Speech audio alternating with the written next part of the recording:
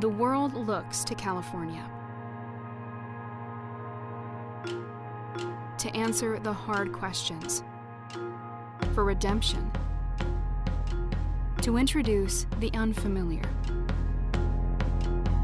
to be resilient.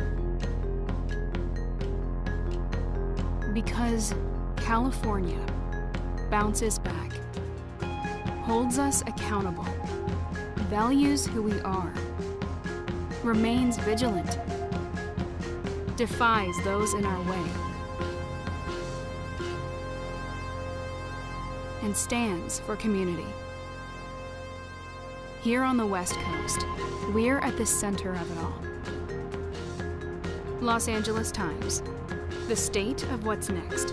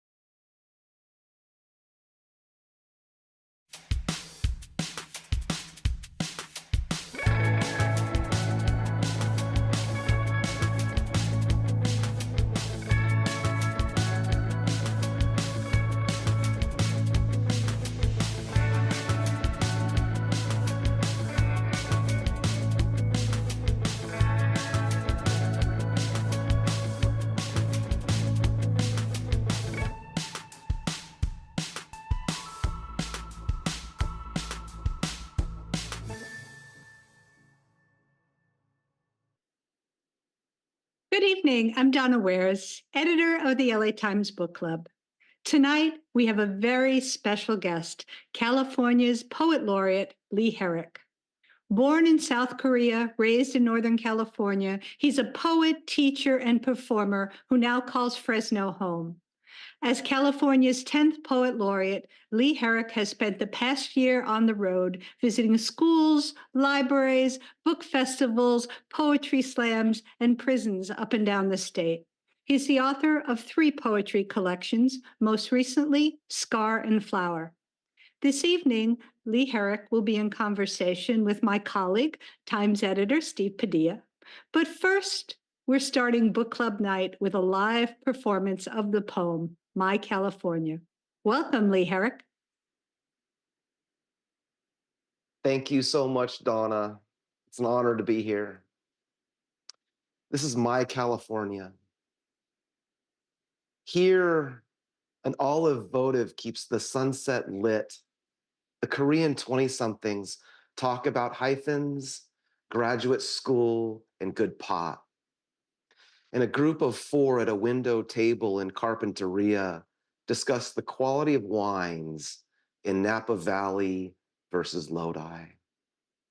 Here in my California, the streets remember the Chicano poet whose songs still bank off Fresno's beer-soaked gutters and almond trees in partial blossom.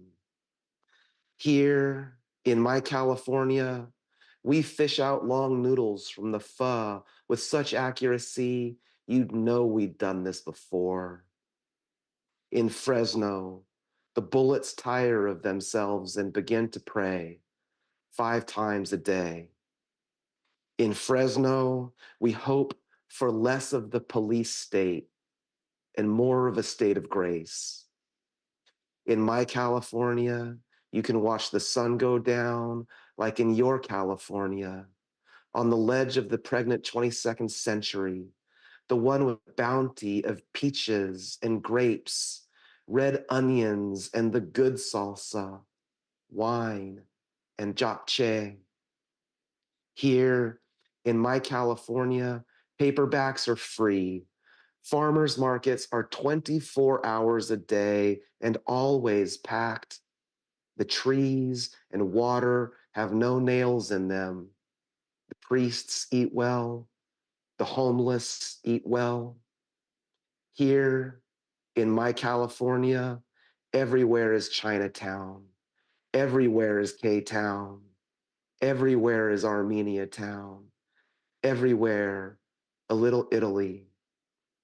Less heresy. No internment in the valley. Better history texts for the juniors. In my California, free sounds and free touch. Free questions, free answers, free songs from parents and poets, those hopeful bodies of light. Wow, thank you, Lee. And hello, Steve Padilla. It's so nice to have you back at book club night. As we get going, after listening to My California, Lee, can you tell us a little bit about the backstory of that poem, when you wrote it and why you wrote it? Sure. So I wrote it in early 2008, and it was at a time when the political elections were really at a high point in the news and in people's consciousness. Barack Obama was running for president. Hillary Clinton was running for president. And I was sitting at home thinking that, having been born in Korea, raised in the Bay Area, but really being the only person of color in my family and in most settings, I often felt like an outsider, even in a state where I'd lived for my whole life, except for, about a year in Korea.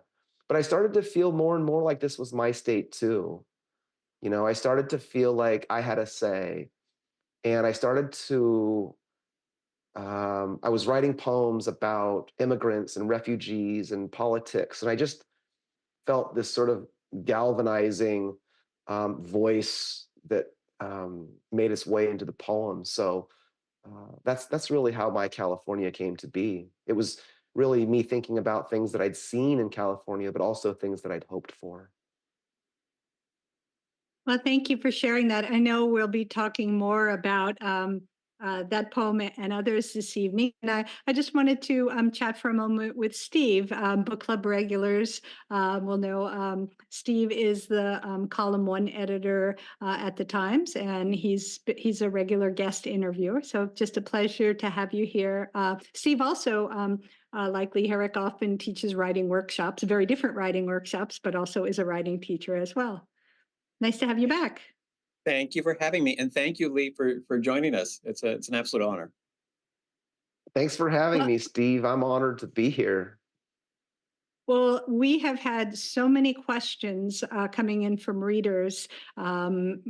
Just they've poured in since we announced, and so Steve and I will be sharing them throughout the conversation this evening, and also we to help put together the event tonight. So Steve, I know has questions, but the things that our readers were interested in were pretty much the same things he was. So we'll be hearing a lot from readers this evening. I wanted to mention that for every book club, we always have an independent book selling partner. And tonight we're grateful to be working with Skylight Books. Skylight Books has copies of Scar and Flower with signed book plates, and you can get them just clicking through they have a special page set up for book club night tonight. And so those are there. Thank you, Lee, for signing them. Really appreciate you doing that. And now I'm going to turn the conversation over to Steve, and I'll rejoin you both a little later. Great. Thank you, Donna. Thank you so much. Always a pleasure to be here. Lee, we'll talk a little bit more about My California in a bit, but since this is a night about storytelling, I always like to start at the beginning with a story. So my first question for you is, what kind of reader were you like as a kid? What kind of reader were you like as a kid? Yeah, so I was a huge sports fan, and I still am. So when I was a kid, I read everything I could get my hands on related to sports. My favorite book was probably a biography of the great Brazilian soccer player Pelé. I would go to the library in Modesto. My mom, who was an artist, would drop my sister and me off at the downtown library in Modesto, and she would say, "You can check out as many books as you can carry home." And so this was an incredible freedom for us and a lot of fun. So I read as many books as I could about sports. I loved those choose your own adventure books. I loved eventually history. Really was and still is a big interest of mine. But yeah, I just loved stories of people's lives, you know, stories of athletes who beat the odds, or um, people thought that they wouldn't really amount to much. Those stories always seemed to resonate with me. Yeah, and how did that kind of reading influence your later work?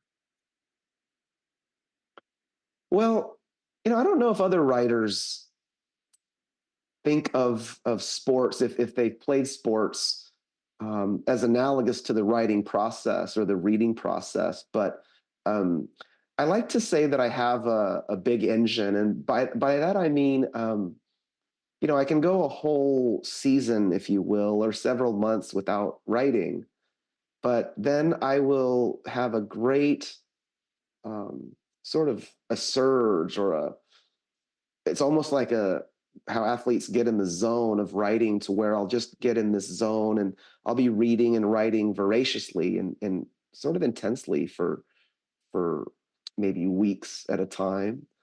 But I still read sports. I still read history. Uh, And any Mainly, what I'm particular reading is authors? Wow, Hmm? that's I wasn't expecting that. That's wonderful. But what about your work as a poet? Any particular poets? This is a question that a lot of people send in, wondering if there were particular poets that have influenced you in finding your own voice. Sure. So, I mean, early on, I think Walt Whitman was probably one of the first poets who really influenced my own writing. I mean, there were poets I was reading and loving before that, Shakespeare and Keats and Langston Hughes. But as far as influencing my own writing, I think Walt Whitman was the first. Uh, there was this sort of independent American lyricism, sort of a celebratory, joyful, uh, but also very mindful of his time and the difficulties of his time. Um, the poet Juan Felipe Herrera was very influential for my work and my writing. Just this sort of otherworldly energy that he has as a person, but also in his poems.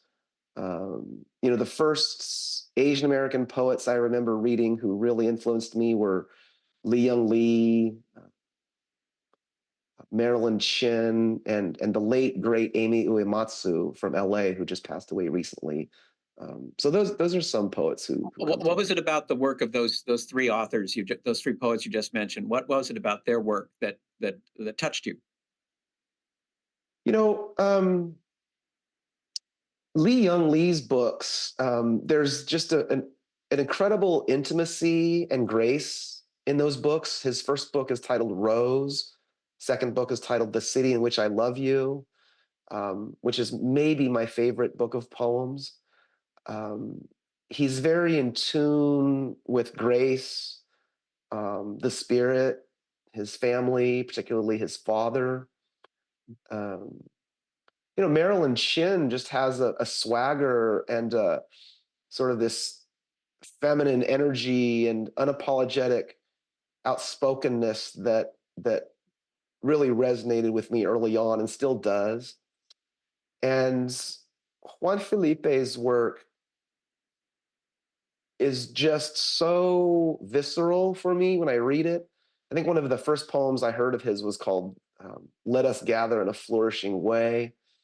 Um, and also, I was drawn to his politics and um, just the way he sees people. I think respecting people and his love for the opportunities that people from all walks of life should have. There's just a real sort of visceral, buoyant energy and love for life that I see in his poems that don't always make its way into my poems. I'm not writing exactly like any of them, I think, but their And work when is did you always with me. discover? Did you discover their work as a teenager? Were you in high school, or was this you're in college or after? I mean, kind of where was it in life when you discovered these folks? It was after for me. It was definitely after. In high school, I was reading a lot of the canonical things that were taught. I went to high school in the mid 80s. So it was after high school. When I moved to Fresno in 1997, I met the late poet Andres Montoya, who was also very influential for me. But definitely after high school and probably even after college, quite frankly. And the first time I met Amy Uematsu was when she was giving a book signing here in Fresno. And again, it was sort of this political consciousness, not beating anyone over the head with it, but just really infused into the poetry. So where the personal and the political sort of blur together. And yeah, reading those poets really inspired me and continue to.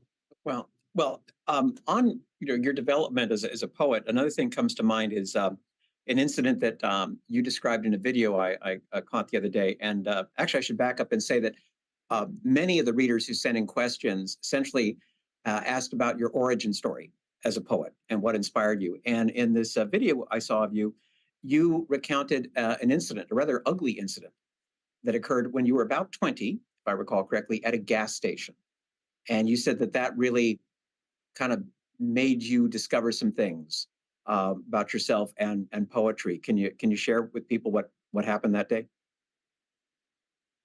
Sure. So, that was that was one of the first time, not one of, that was the first time that I can remember where I really spoke out against racism that came at me, you know. So as a kid in the 70s, I would get racist taunts regularly. But I never knew how to respond. I was sort of told to just ignore it and things like that. But you know, those things are deeply hurtful on many levels and impacts people significantly throughout their lives, whether they ever voice that or not. That's my belief anyway. But when I was 20, I had started to read a couple of books. I think books are often the the idea that can change us or let us reimagine ourselves. So I was reading books in college that opened my eyes to the idea that I didn't have to continue to take it. It just builds and builds and builds and hardens and calcifies and turns into pretty negative things. So I was at a gas station and I pulled in to pump gas, and this was in Turlock, California.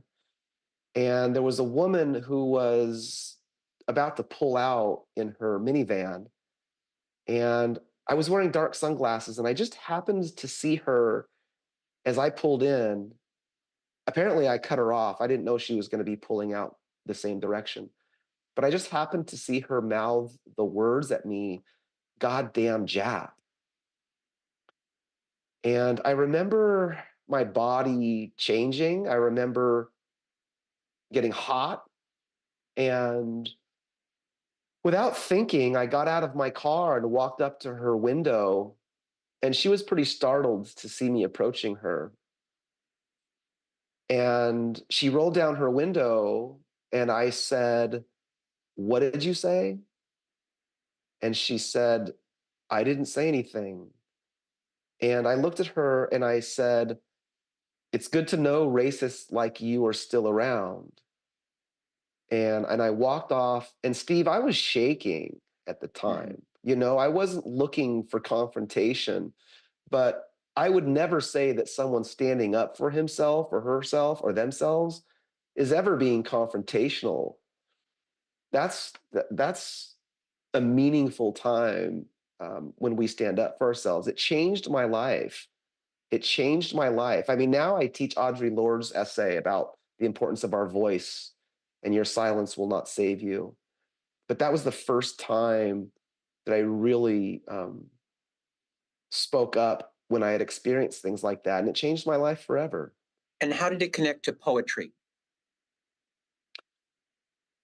Then it allowed me to be more authentic and to go, I call it going for the throat, or some writers will call it going there, authenticity, um, going beyond the surface that a lot of poems might do, whether that's not excavating something emotionally or intellectually or spiritually or even linguistically, but having really spoken out, it allowed me to learn more about myself as a Korean American. You know, I grew up being told that I was white. And so it's really like the first time someone realizes and voices who they are. That's a transformative moment. It can happen when a person's 20. Sometimes it doesn't happen till a person's 60. But it's ultimately about being true to yourself. And in the poems, that's always going to be helpful. It's always going to be helpful. Not that a poem has to be some biographical sketch with 100% facts from one's life, but being able to have the conviction to take risks in the poem and to be fully yourself, in my experience, can be helpful in poetry. And that can come from having those experiences in life as well. You know, when you described the poets who had influenced you, you said, I forget which one, but you said one of them had unapologetic outspokenness, was the phrase you Mm-hmm. used. And I would argue that that's a quality of a lot of your work, unapologetic outspokenness. Um, Okay, let's spin here. Let's leave the gas station to a more uplifting scene at the moment now. So, in a recent interview with the LA Times, you spoke to writer James Ruland, and you shared a wonderful quote with him. You said that, referring to your time as poet laureate, you said that this had been an eye-opening year, and this is the quote: "I couldn't have guessed all the ways poetry is part of people's lives. Couldn't have guessed all the ways poetry is part of people's lives." Wow. So, tell us, what have you seen? What have you heard? I'm just so intrigued by that comment. Yeah, so I mean, it was great talking to Jim, and I was telling him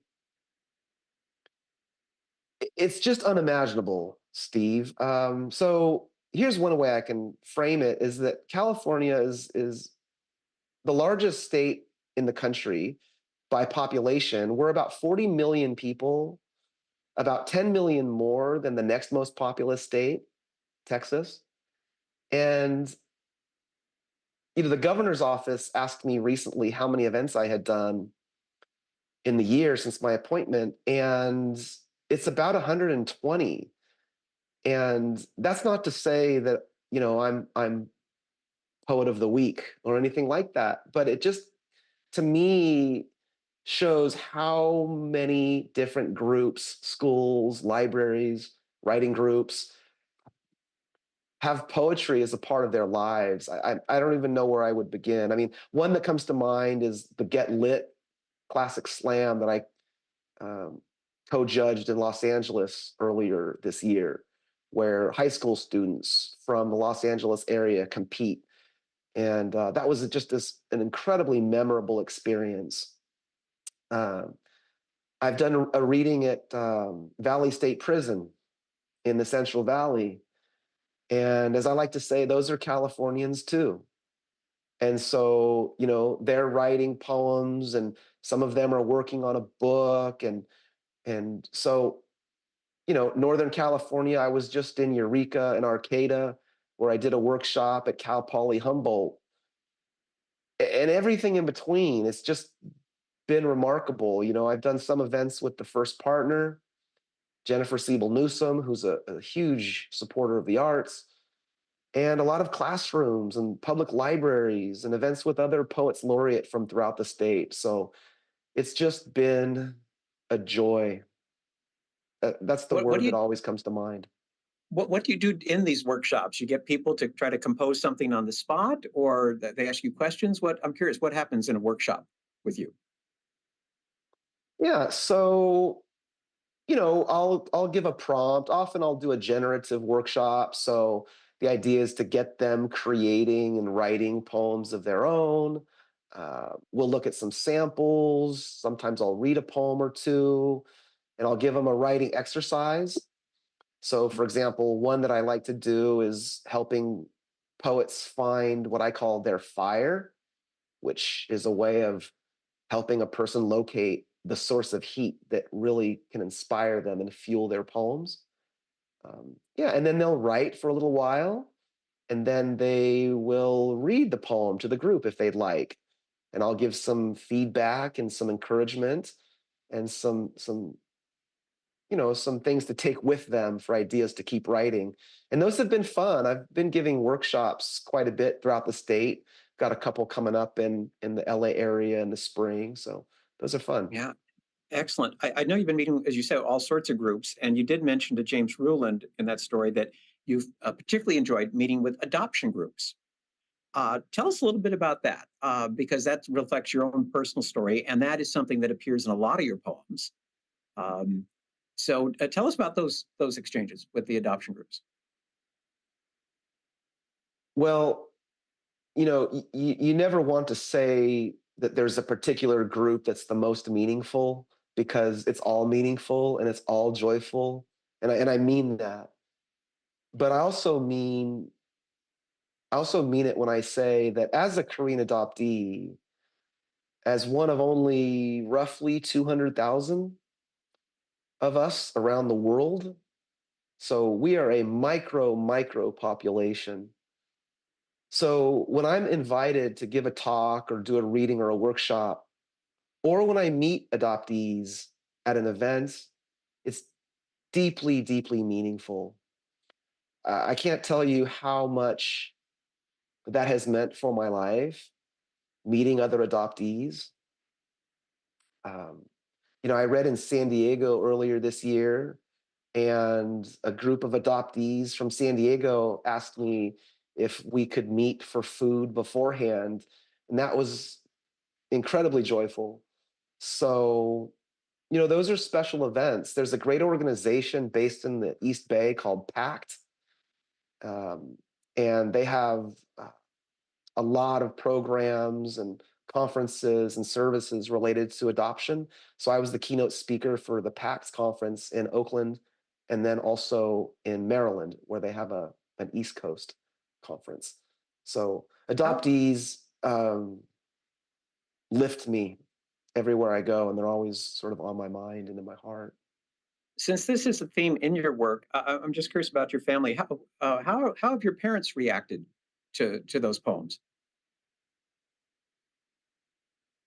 You know, Early on, I think it was new. It was maybe a little surprising. Many adoptees are raised by families who might mute their Koreanness or their culture if they're a transnational adoptee or even a domestic adoptee. Um, so it took my parents a while, although they were always supportive. They always came to my readings or at least my book launches.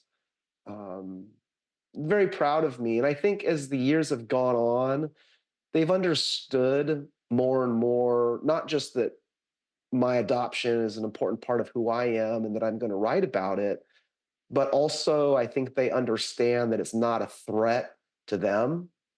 I don't Mhm. think anyone's joy should threaten anyone, um, including adoptees and their families. So, but they've been very supportive. And excited. When I told them about the appointment, they were thrilled.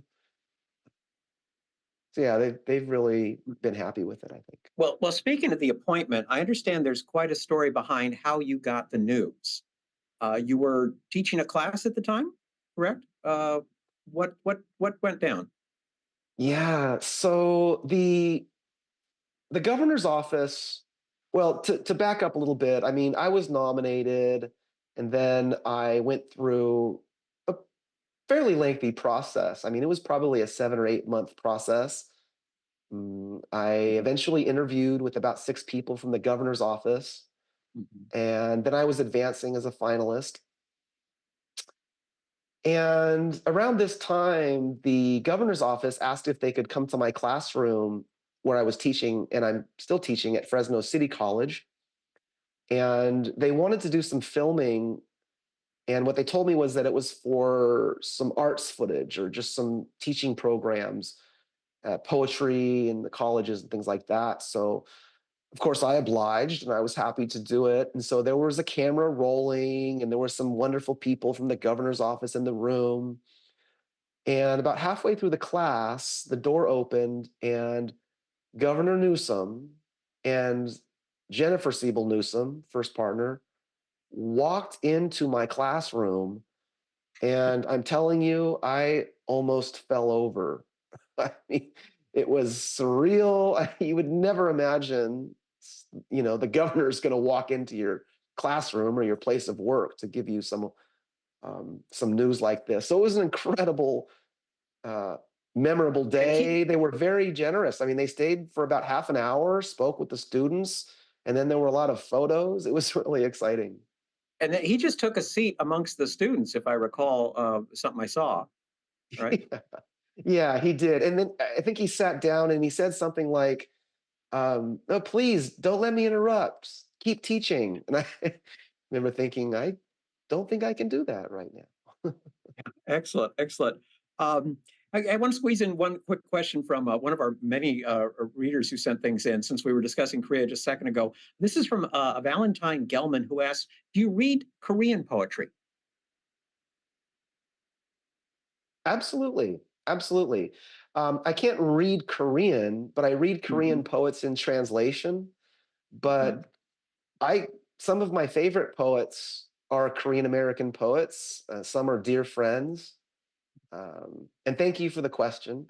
But if any Oh, of excellent. the people watching wanted a list of recommendations, I mean, I'm always reading poets like Sun Young Shin, Jennifer Kwan Dobbs, Ed Bach Lee. These are just some of my favorite Korean American poets. Excellent. Have Yeah. any of your works been translated into Korean?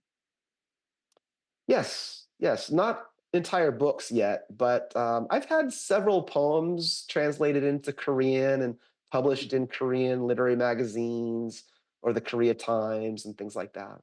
Yeah. Oh, excellent, excellent. Well, I think it's about time for another poem. I understand you have one more you want to share with us tonight, so I'll get out of your way. Sure. Okay. So I thought I would read a poem from Scar and Flower, and this poem is a poem that I wrote basically inspired by a flight where I was doing a crossword puzzle. And I just started thinking about people's lives and where people are going and um, the people we meet. So this poem is titled Flight. The in-flight magazine crossword partially done.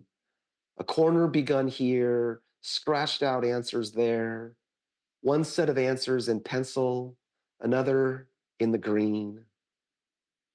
And the woman with the green ballpoint knew the all-time hit king is Rose.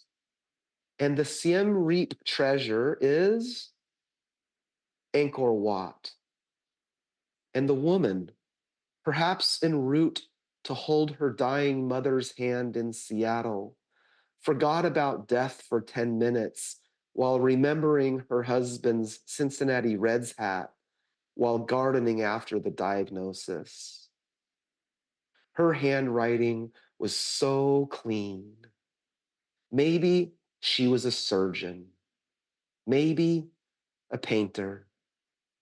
No, what painter wouldn't know 17 down? Diego's love, 5 letters. In a rush, her dying mother's voice came back to her, or maybe she was a Chinese adoptee, and her first mother's imagined voice said, Wo ai ni. At 30,000 feet, you focus on 33 across. Asian American classic, The Woman. When a stranger in the window seat sees the clue, watches me write in W, and she says, warrior. And for a moment, you forget it is your favorite memoir, and she reminds you of lilies or roses, Van Gogh or stems with thorns, art galleries and romantic cities where she is headed, but you should not go. And the flight attendant grazes my shoulder. The crossword squares, the letters, the chairs and aisles seem so tight in flight, but there is nothing here but room, really. Maybe the next passenger will know what I do not. 64 down, 5 letters, purpose. And why do we remember what we do? We know the buzz of Dickinson's Fly and the number of years in Marquez's Solitude, but some things we will never know, as it should be. Why the body sometimes rumbles like a plane hurtling over Southern Oregon.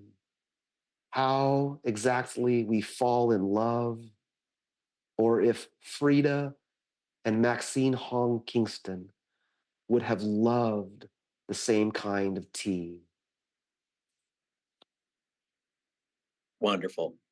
One of the things I think that's so terrific about that poem is, you know, it starts on with a crossword puzzle, and then it literally does take us on a journey, someplace we weren't expecting to go, which is just that storytelling. Um, Thank you. you know, you mentioned earlier that in your duties as poet laureate, you have visited prisons.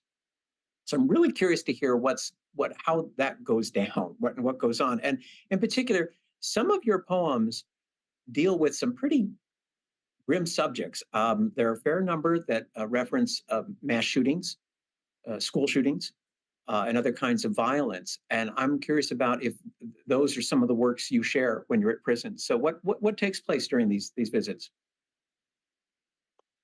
Sure. So to be clear, so far I've just visited one prison during my Okay. term, but I plan to visit more. Um, you know, at least at the prison where I was, they ask to see what you're going to be reading. Um, there's, needless to say, heavy security. So, I was asked not to wear certain colors. I was asked not to wear jewelry. Um, and then I believe there was a background check or some kind of check before I was cleared for the visit. And then I was welcomed. And, the California Arts Council and the Fresno Arts Council and many cities have really wonderful programs where teaching artists go into the prisons. They could be writers or visual artists.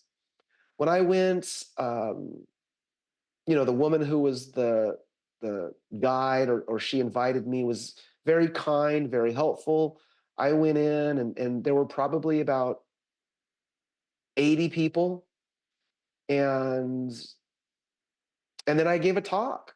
I talked about my story. I read poems, and it was probably one of the best Q&As that I've ever been part of. Is in a prison. There's just no pretension. They're very blunt with me, which I like, very direct and very sincere and authentic, And I'm sure that many people in there are there for some heinous things and need to be there. But other cases, it might not be the same. And as the woman told me, um, there's a good percentage who will be our neighbors in the future. So it was an exhilarating experience. For me, it's a little bit emotionally challenging. It's not like doing a reading at a museum or at a university, but deeply meaningful, deeply meaningful. So Wow. those are some of the things that went on. Did you share My California at the prison? Yeah, yeah, I did. I shared My California. I might have read a couple of the other poems that have to do with gun violence.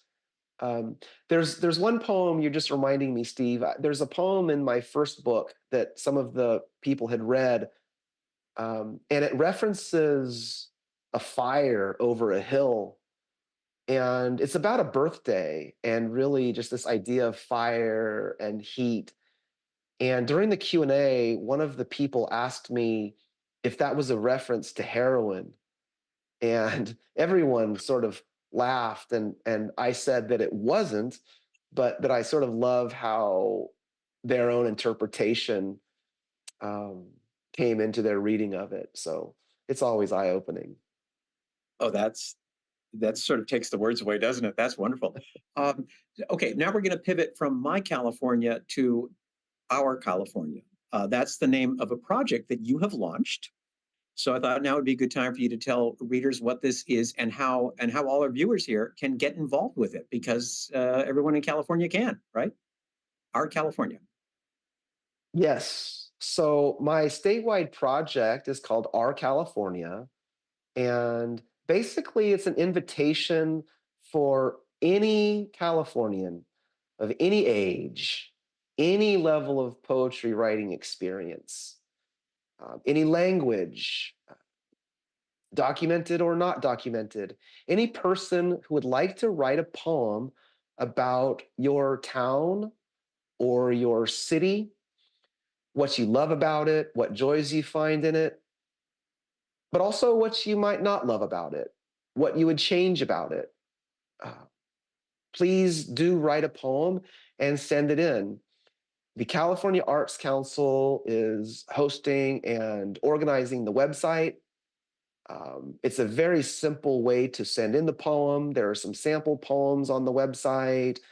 There's the form where you can send in the poem, and all of the poems will be posted on the California Arts Council website. We plan to publish those probably 4 times a year, and we've already received poems from about half of the 58 counties throughout the state. So if anyone out there watching would like to write a poem, please do find Our California, or if you know people who would like to write a poem, any age, we'd love to have your poems. And it's a way for people to not only write about what they live and what they love about their cities and towns and states in California, but also a way of seeing that writing and poetry can be uh, a way of engaging with your community. It's a way of acting and engaging with your community. Yeah, in fact, I wanted to share a quote I stumbled across recently by Dylan Thomas that kind of goes to this point. He said, "A good poem is a contribution to reality. The world is never the same once a good poem has been added to it." I just think that's Mm, lovely. I like So that. yeah, isn't that a good one? Love it. Before I turn it back to Donna, because she has a whole mess of questions, I need to ask something that's again based on things we're hearing from our readers, and that's essentially looking to the future and what's next for you. And I think of an interview you did this last summer with Lynn Thompson, who is a poet. She's the former poet of the city of Los Angeles, and you said, "I'm focusing a lot now on sonnets and sounds. I'm focusing a lot now on sonnets and sounds." And I'm very intrigued by that. So, but is this a indication of what kind? Are we going to be seeing some iambic pentameter from you, or what's headed our way? Well, I've always loved sound. I've always loved music. I experienced the world mainly through sound. And so I'm writing a lot of sonnets because it's my favorite form. Some of them might be in iambic pentameter, Mhm. but a lot of them have to do with sound, recovery, music, things related to my adoption. So it's an exciting time. I remember that conversation with Lynn, fantastic poet. Um, so yeah, hopefully more poems are in my future. Is it a greater challenge to use the sonnet form? I again, speaking of quotes about poems, I did stumble. I was reminded today of something that Robert Frost said, which is probably a bit unkind. He said, "Writing free verse is like playing tennis with the net down." Uh, Mm, but anyway, so how do you find sonnet writing? I like that. I like that. Honestly, Steve, I think writing of any kind in any genre or any art, be it music, film, painting, and certainly poetry is a challenge in any form, whether it's Mhm. free verse or sonnets. I find them equally challenging and equally rewarding, to be quite frank. And I've always loved sonnets. I think the first sonnet I read and fell in love with was Shakespeare's Sonnet 18, and that is an iambic pentameter, Which is, where "Shall I compare thee to a summer's day, right, shall a I fresh egg compare thee once to a made right?" summer's day? Thou art more lovely and more temperate. So just the music and the bounce of those iambs in the sonnet form, I loved. I loved. So I'm taking it as a challenge, but also in a form that I love. So there's a lot of room for joy even within those 14 lines. Excellent.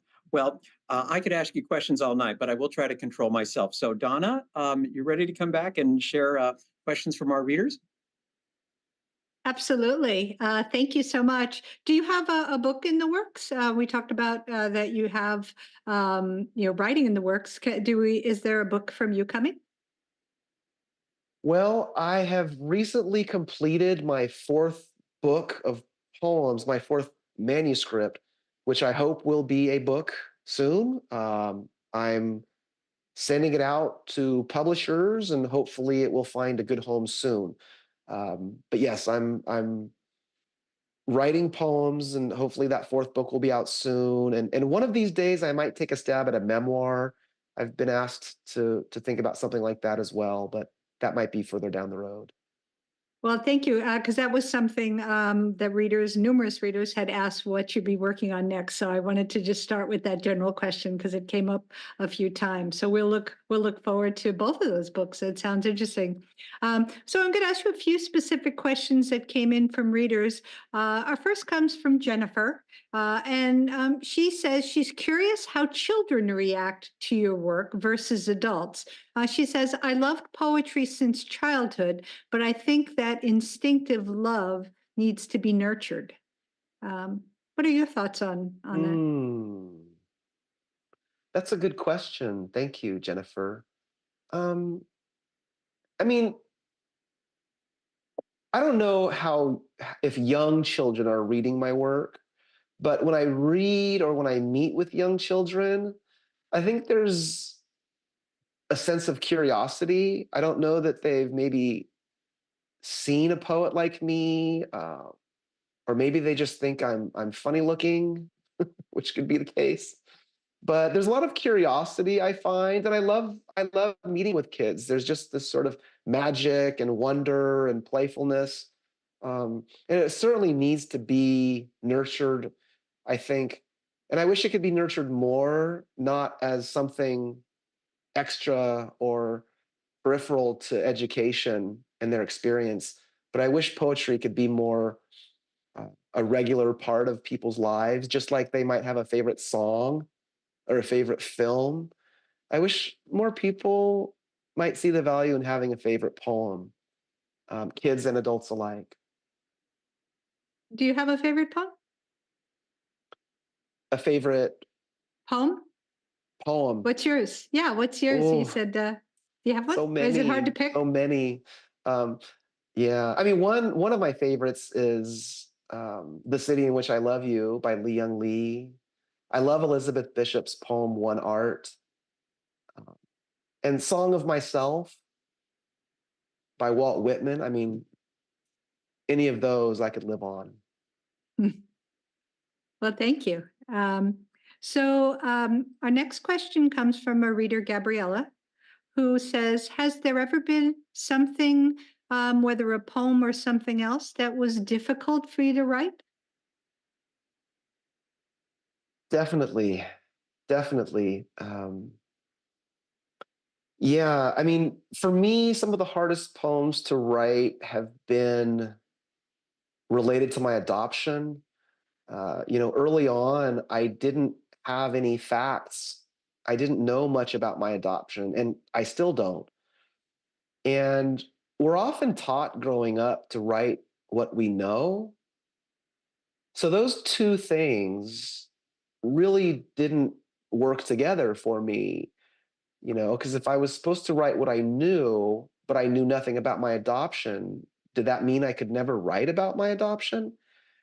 And it wasn't until I read Richard Hugo's book, The Triggering Town, and some other writers who sort of spoke against that writing advice, write what you know.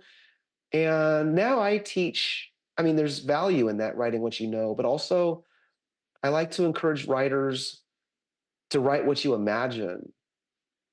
And that helped me write some of those difficult poems. I will say that writing some of the adoption poems, particularly one I'm thinking about is called How Music Stays in the Body, are some of the most meaningful for me. I think sometimes the work that goes into it, the emotional sort of difficulty, can result, hopefully, not only a poem that has that kind of resonance with the reader, but also it can change the writer. And so, absolutely, I've experienced quite a few that were difficult, and some are difficult for those reasons, and others are difficult just on a language level or on a craft level that take a while. But the work is part of the joy also. So, if there are any writers out there, I hope you can see that and value the work and keep with those difficult poems. Well, speaking of writers out there, I know there are because we get so many questions about the writing process. People really are very curious about how you do what you do, how you write poems, how you find inspiration. So I'm just going to pull out two questions about the process that I think are kind of interesting. The first one is, basically, this one comes from Robert Kohler. And Robert wants to know, what is your writing practice? Both practical, write every day at a particular set habit, and artistic. How do you start a poem? So I think he covered the waterfront there. So we'll leave that, we'll toss that one to you. How do you do it? Sure, sure. So most poems come to me first through a sound or an image. So, for example, it could be the sound of a child's voice and what she's saying and why she's saying it. It could be a machine or something digital or technical. It could be something natural, the wind through the trees, the way the rain sounds on different kinds of roofs. I mean, those are the ways that I experience a poem first. And so from there, I'm a big note taker. So I'll jot down a phrase or a line or just something that I can keep with me to use later in a poem. I often think of it like a chef or a cook might be at a farmer's market and she'll see a spice or something small that she doesn't know what she's going to use it for at that point, but she takes it and stores it in a cupboard to use for a dish later that can make the dish flavorful and unique, just like a poem might be flavorful and unique. So I'm a big note taker. um, I used to write a lot on legal pads, and I still do. I think, the 8.5 by 11 yellow or white legal pads are probably my favorite kind of paper to use. I like to write on my laptop, or sometimes if I need to, even on my phone, whenever the poems are speaking to me. I like to say that, unless there's something really, really important that needs full attention and I have to be present for it, um, if a poem is coming to me, there's very little else that will stop me from the poem. I think we have to honor the poems in that way, and that's not to say I neglect family or any duties, but otherwise, when a poem's coming to me, I try to sit down and make sure I'm capturing something. Um, I'm a morning person, so I like to write in the mornings, and I've got a little stack of books that I keep with me, and I like to have some tea and just sit and try to get in a mind frame of openness and almost where I'm feeling something else, uh, some different emotional or mental state that will allow um, those ideas and those words to make their way to the surface. The second part of that, thank you. The second part to kind of complete that thought is comes from a reader, Ali Galante, and Ali wants to know, how do you know when a poem is finished? Yeah, that's a tough one. I mean, some people think, oh, when it's published. I don't know if that's the case. I think for me, usually I feel like a poem is done when I read it aloud two, three, four times, and it's gone through a number of revisions. But when I read it aloud and everything is tight, the words are tight, I'm not stumbling over any words, I'm not feeling like I'm extending an idea too long. Um, so that I can read the poem all the way through at home, almost as if I were reading it in front of an audience and I would feel good about it. So that it feels good on a language level, on an emotional level. Maybe there's some kind of emotional journey or some kind of resonance some kind of emotional change in the poem. Um, and then, quite frankly, for me, it's a little bit of faith. Sometimes you just have to let it go, you know, and that's okay. You know? Thank you. So this will be our final reader question this evening. It's from a reader, Sumanu. I think this is just a wonderful question that I think could be some takeaways from this evening. So she wants to know, how can we use um, poetry writing or storytelling to help California solve its most pressing issues? Hmm. You know, I think, first of all, that's a great question. Um, I think any kind of action on a pressing issue, whatever it might be, water, housing, crime, employment, I think any action has to begin with an idea. And some of the best, most original, or most mm, meaningful ideas come from people who aren't already in Congress or the state assembly, or they're not on the city council, or they're not the president of this organization or that. I think if we allow more of a collective voice through poems, through stories, to be heard, to be valued, and then to be considered in terms of what could this idea become in terms of action or policy, right? So that's the first thing I think about, is that there's just so much value in it. I mean, Los Angeles, I was telling Lynn Thompson this when I saw her. Los Angeles is like a country of its own. California obviously is like a country of its own, and the stories or the poems are so diverse and bountiful.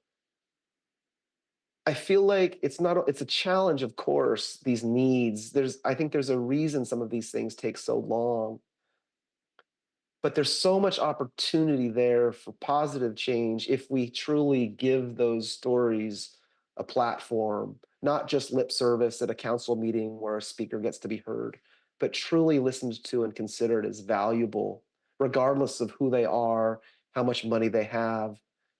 Those stories really might be the place where we should begin. Well, and clearly our California can be a start on collecting those everyday stories that you're talking about. Thank you. Yeah. This is our community book club. We started the LA Times book club out of the Festival of Books, which you joined us last year in April, right at one of your, I think, earlier events of the year. And we started our community book club to grow out of that. Instead of just talking about books in April and bringing LA together, we try to bring people together every month to have these kinds of conversations in person and virtual. And given that we're in December now, I'm curious, and I'm going to put this one to Steve. I'll ask you the question first. Is there a book this year, a favorite book you had that you just couldn't put down, aside from anything we've already been talking about this evening? Is there a book you loved, Steve? Oh yes, the a new book that really just grabbed me this year, and it's been on the bestseller lists, deservedly so. David Grann's The Wager. In fact, I read it twice. Once just for the drama, and the second time to look at the technique. So that was the top one this year. But if I could mention the book that I would like to read in the future, that would be Lee Herrick's memoir. Just to plant that seed. That sounds wonderful. I'm kind of interested in that memoir as well. Lee, what was did you have a favorite book this year? Something that kept you up at night? Just couldn't put down? Mm. Well, that's kind, Steve. Thank you. The many, but the one that comes to mind is a book of poems by Bryn Saito. It's called Under a Future Sky, and it just came out a few months ago. And it's a book of poems about her father's experience and her family's experience um, living in internment camps, and then how she, as a daughter, experiences that through his eyes. And it's moving and um, graceful and just a remarkably uplifting book in the end. So that one was probably my favorite book this year. Well, thank you. I wanted to just share a few quick updates before we wrap up. Our next book club event will be in January, January 28th, with best-selling author Dean Koontz.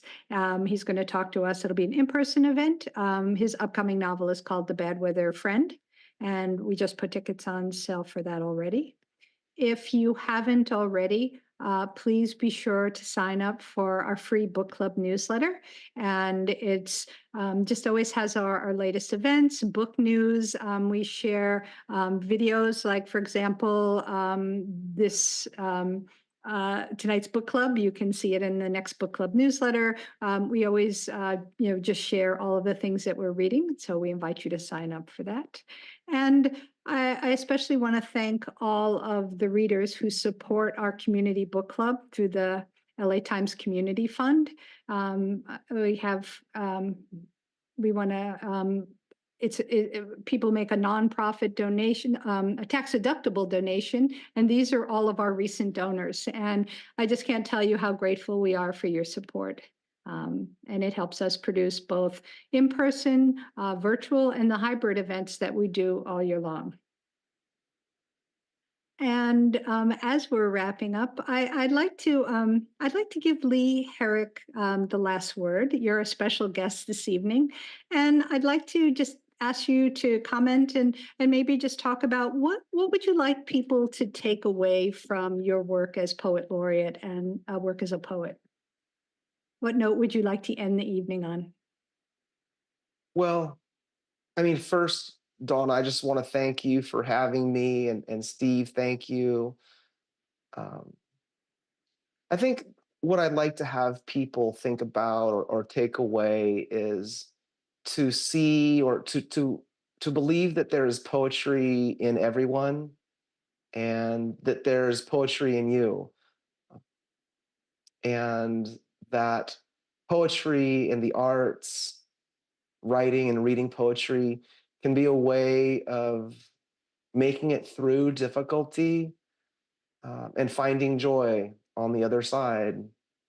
But really just living as fully as you can, as well as you can, and believing in the poetry of others in their lives. And yeah. And I hope everyone watching is well, and I wish everyone happy holidays. Well, thank you both. Thank you, Lee Herrick. Thank you, Steve Padilla, for this just inspiring, wonderful conversation. And thank you to all of our readers for really flooding us with questions and for tuning in, everyone. And have a wonderful holiday season. Good night, everyone.